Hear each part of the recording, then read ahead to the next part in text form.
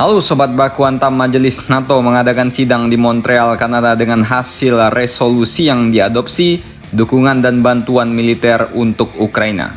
Resolusi NATO ini mencakup ketentuan yang mendesak anggota aliansi untuk memasok angkatan bersenjata Ukraina dengan semua sarana yang diperlukan untuk pertahanan, termasuk rudal jarak menengah. Yang kita garis bawahi di sini adalah rudal jarak menengah. Dokumen ini menekankan perlunya peningkatan bantuan militer, keuangan dan kemanusiaan bagi Ukraina, serta penyediaan amunisi, sistem persenjataan canggih, termasuk rudal jarak menengah untuk mempertahankan diri.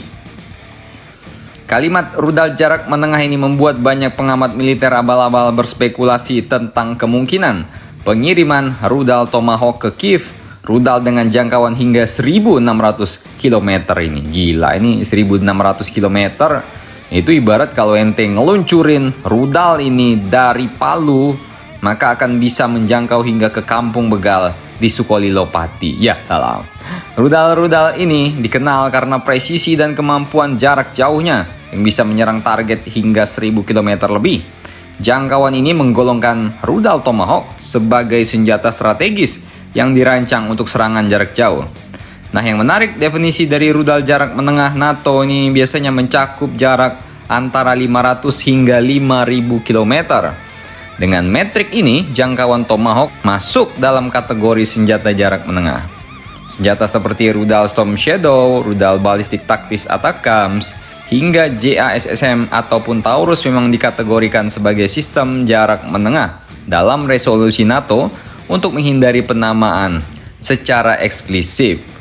Sebaliknya, menggunakan bahasa generik untuk mencakup spektrum luas bantuan militer yang ada dan potensial. Penting untuk dicatat bahwa resolusi ini tidak mengikat dan berfungsi sebagai rekomendasi daripada mandat. Setiap keputusan untuk memasok senjata pada akhirnya berada di tangan masing-masing pemerintah dalam blok NATO dan bukan aliansi secara keseluruhan.